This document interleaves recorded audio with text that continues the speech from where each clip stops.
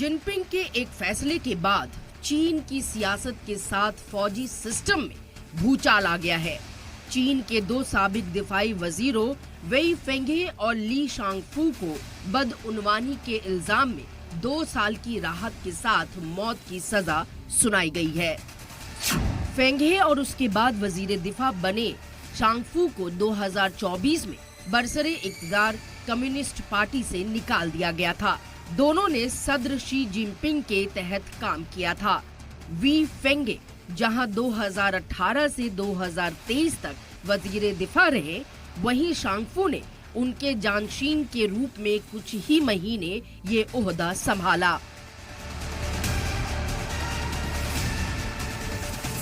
Li Shangfu को पिछले साल अचानक ओहदे से हटाया गया था, जबकि वेई फेंघे भी फौजी बदउनवानी जांच के दायरे में आए थे, जिसके बाद दोनों को 2024 में चीन की बरसरे इक़्तिदार कम्युनिस्ट पार्टी से निकाल दिया गया था। चीन में यह कार्रवाई सदर शी जिनपिंग ने बदउनवानी मुखालिफ मुहिम का हिस्सा है।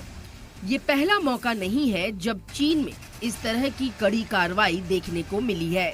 पिछले कुछ सालों में चीन की फौज और दिफा से जुड़े कई सीनियर अफसरान पर कार्रवाई की गई है। चीन के 2 पूर्व रक्षा मंत्रियों को सजाए मौत सुनाना, इसके पीछे 2 बड़े कारण हैं। पहला कि ये वाकई में भ्रष्टाचार कर रहे थे और इसलिए इन्हें सजाए मौत दी जा चुकी है। लेकिन दूसरा जो बड़ा कारण लगता है वो ये है कि ये शी जिनपिंग के प्लान को कि चीन ताइवान पे हमला करे अगले साल, उसका ये विरोध कर रहे थे। चीन के साबिक वजीर दिफा ली शांगफू ओहदे से हटाए जाने के बाद वो 2 साल तक नजर नहीं आए थे। अब पहली बार चीनी अफसरान ने बाज़ाब्ता तौर पर कबूल किया है कि ली शांगफू के खिलाफ बदउनवानी से जुड़ी जांच चल रही थी। ओहदे से हटाए जाने के बाद वो 2 साल नजर नहीं आए थे। सीएमसी बदउनवानी की जांच कर रही थी। सीसीटीवी की रिपोर्ट के मुताबिक फौजी बेज़ाब्तगी जांच एजेंसी ने पाया कि ली ने संगीन तौर से पार्टी नज़म व नस्क और कानून की खिलाफ वर्जी की। उन पर बड़े पैमाने पर रिश्वत लेने, दूसरों को रिश्वत देने और ओहदे का गलत इस्तेमाल करने के इल्जाम लगाए गए हैं। रिपोर्ट में कहा गया है कि ली की सरगर्मियों से फौजी के हथियार डेवलपमेंट और मिलिट्री इक्विपमेंट की इमेज को भारी नुकसान पहुंचा। वहीं चीन के साबिक वजीर दिफा वेई फेंघे की मौत की सजा क्यों दी गई, ये भी हम आपको तफसील से बताते हैं। चीन के साबिक वजीर दिफा वेई फेंघे पर रिश्वत लेने और अपने ओहदे का गलत इस्तेमाल करने के इल्जाम लग गए हैं। चीन की फौजी अदालत ने उन्हें करप्शन का कसूरवार माना है।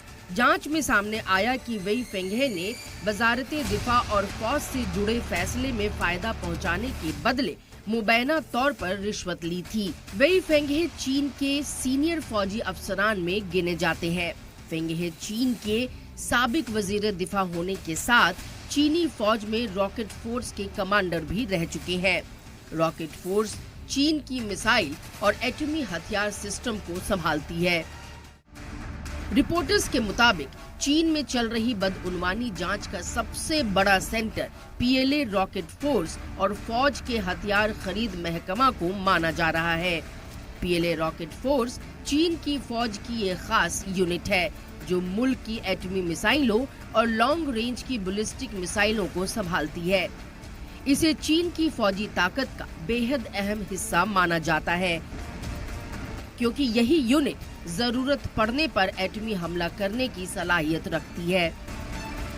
चीनी जांच एजेंसियों को शक है कि फौज के लिए हथियार खरीदने, दिफा सौदों और फौजी अलाता की सप्लाई में बड़े लेवल पर बदउनवानी हुई। इल्जाम है कि कई अफसरान ने ठेके देने और बड़े फौजी सौदों में रिश्वत ली। ली शांगफू और वेई फेंघे के मामले में सेंट्रल मिलिट्री कमीशन सीएमसी की जांच एजेंसियों ने बदउनवानी और रिश्वतखोरी के इल्जाम की जांच की थी। बता दें कि सीएमसी चीन का सबसे बड़ा फौजी इदारा है जो चीनी कम्युनिस्ट पार्टी और चीन सरकार की तरफ से फौज पर कंट्रोल रखता है। चीन के सदर शी जिनपिंग सीएमसी के चेयरमैन हैं। एक आदाद व शुमार के मुताबिक चीन दुनिया का सबसे ज्यादा फांसी देने वाला मुल्क है। मतलब ये कि चीन में सदर जिनपिंग का ही ऑर्डर चलता है। बदउनवानी की तो सीधे मौत की सजा तय है।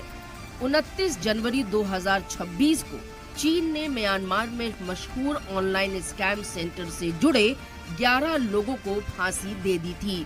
उसके साथ ही दीगर 23 मुश्तहबा लोगों को 5 साल से लेकर उम्र कैद तक की सजा सुनाई गई। लेकिन 2 साबिक वजीर दिफा को फांसी की सजा ये बीजिंग की तारीख में अब तक की सबसे बड़ी फौजी कार्रवाई मानी जा रही है। ब्यूरो रिपोर्ट, सलाम टीवी।